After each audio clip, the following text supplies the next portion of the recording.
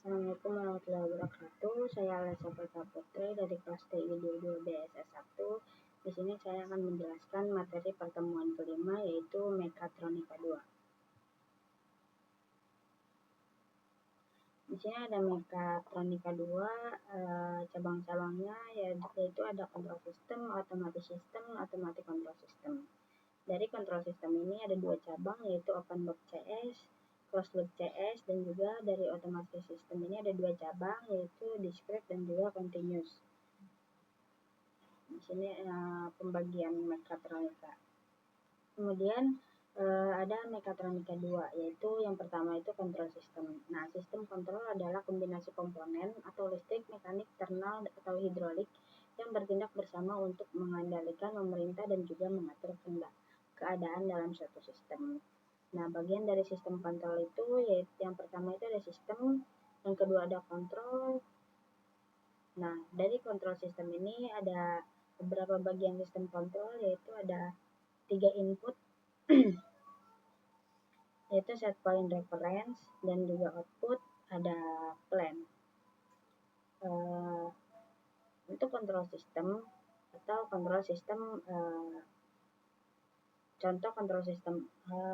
contoh kontrol sistem yaitu elevator. Nah, elevator atau lift zaman dulu ini dikendalikan oleh pemegang tali atau operator lift. Pada gambar tali dipotong untuk menunjukkan sebuah rem yang aman, inovasi dari lift zaman dulu. Nah, kemudian di sini ada diagram floor versus time. Di sini ada input lantai 4, outputnya itu lantai-lantai yang dilewati elevator. Kemudian macam-macam diagram blok dan komponen-komponennya, yaitu ada plan, kemudian plan atau proses, kemudian outputnya. Ini merupakan diagram blok open loop control system. Input biasanya berupa sinyal atau sejenisnya masuk dan kemudian diproses oleh sistem menghasilkan output berupa suatu mekanisme mesin. Macam-macam diagram blok dan komponen-komponennya.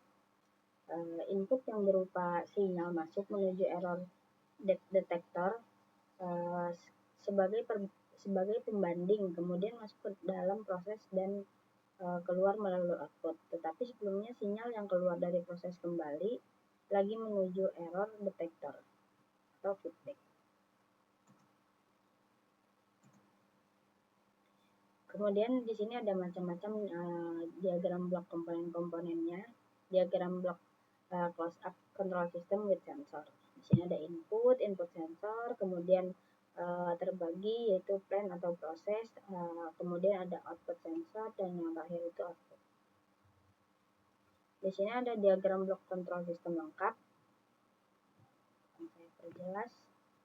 Di sini ada input sensor, kemudian ada controller, setelah kontrol itu ada aktuator dan setelahnya ada plan atau proses, kemudian output. Di sini ada bagian negatifnya yaitu output sensor, kemudian keluar output.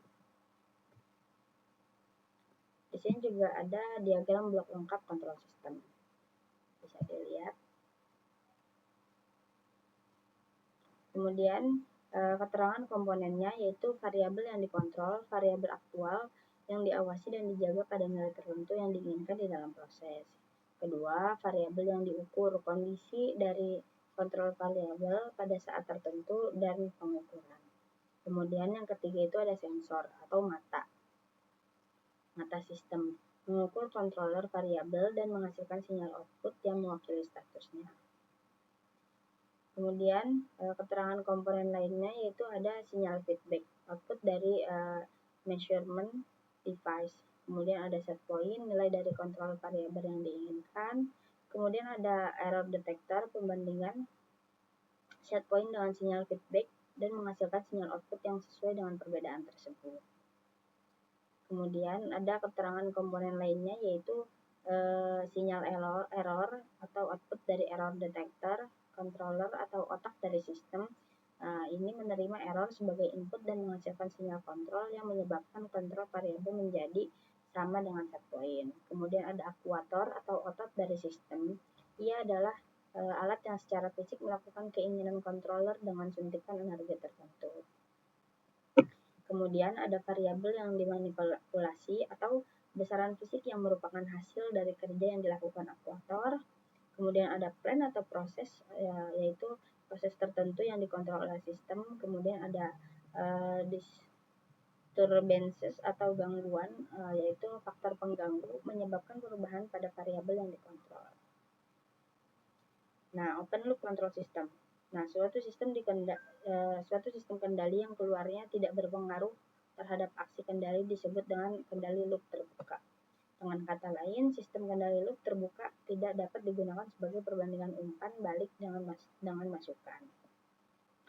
Dalam suatu sistem kendali loop terbuka, keluaran tidak dapat dibandingkan dengan masukan acuan. Jadi, setiap macam acuan berhubungan dengan operasi tertentu sehingga ketetapan dari sistem tergantung pada kalibrasi. Kelemahan sistem kendali ini adalah jika ada gangguan, maka sistem kendali loop terbuka tidak dapat melaksanakan tugas seperti yang diharapkan. Sistem kendali loop terbuka dapat digunakan hanya jika hubungan antara masukan dan keluaran diketahui dan tidak dapat gangguan internal maupun eksternal. Di sini ada contohnya, yaitu becak motor. Nah, inputnya itu berupa kedalaman gas yang pada stang becak motor. Input dikendalikan oleh manusia. Proses ataupun berupa mekanisme motor bakar. Output berupa gerak roda. Di sini tidak ada feedback. Jadi tidak tahu apakah terjadi error antara input atau yang berupa gas pada stang dan juga perputaran gerak roda. Kemudian ada closed loop control system. Nah, sistem kendali umpan balik sering disebut sebagai kendali loop tertutup. Pada sistem kendali umpan balik, sistem mempertahankan hubungan yang ditentukan antara keluaran dengan beberapa masukan acuan dengan cara membandingkan mereka, dan selisih yang dihasilkan akan digunakan sebagai alat kendali. Di sini ada contohnya, yaitu air conditioner with inverter atau AC. Open loop control system itu aksi kontrolnya tidak tergantung dalam output sistem, kemudian tidak dapat memberikan kompensasi atau koreksi jika ada gangguan. Contohnya itu mesin cuci, oven.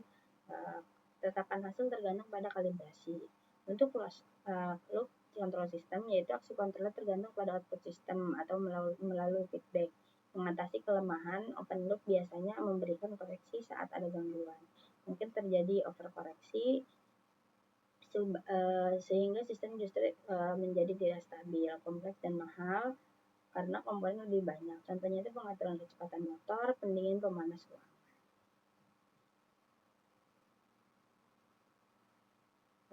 Untuk otomatis sistem otomasi adalah suatu sistem yang bekerja secara otomatis tanpa harus dikendalikan oleh suatu teknologi yang berkaitan dengan aplikasi mekanik, elektronik, dan sistem yang berbasis komputer. Semuanya bergabung dengan satu untuk memberikan fungsi terhadap manipulator atau elemen dasar sistem otomasi. Kemudian di sini terdapat 3 elemen yang menjadi syarat mutlak bagi sistem otomasi, yaitu power, program of instruction, control system, dan yang kesemuanya untuk mendukung proses dan sistem otomasi tersebut. Untuk power atau bisa dikatakan sumber energi dari sistem otomasi berfungsi untuk menggerakkan semua komponen dari sistem otomasi. Kemudian sumber energi ini bisa digunakan menggunakan energi listrik, baterai, ataupun ASU. Semua tergantung dari sistem otomasi itu sendiri. Kemudian ada program of instruction.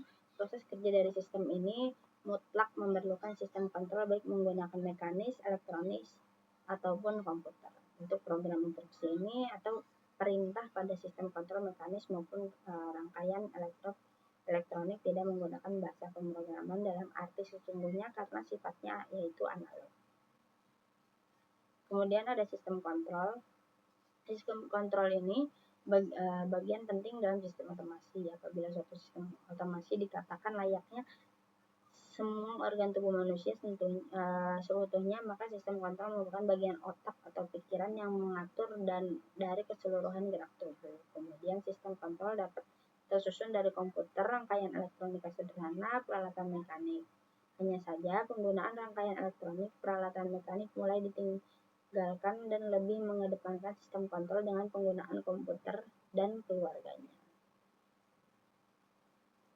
Sistem kontrol sederhana yang ditemukan dari berbagai macam peralatan yang kita jumpai, antaranya di setiap toilet memiliki mekanisme kontrol untuk mengisi ulang tangki air dengan pengisian sesuai dengan kapasitas dan tangki tersebut.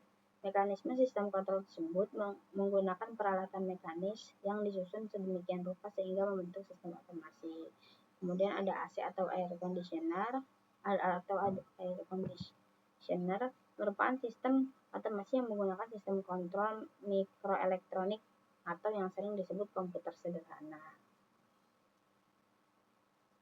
Di sini ada otomasi sistem discrete, adalah sistem otomatis yang hanya mengenal batasan minimal dan maksimal, tidak ada nilai di antaranya on atau off atau 0 atau 1. Kemudian ada continuous, sistem otomasi yang mengenal lebih dari dua nilai, bukan hanya nilai maksimal dan minimal. Kemudian di sini ada otomatis control system, yaitu sistem kendali otomatis yang suatu sistem yang memiliki sensor, aktuator, dan controller. Pada sistem ini mencangkup bagian gabungan antara kontrol sistem dan otomatis sistem. Contoh otomatis kontrol sistem itu printer, kamera, lift.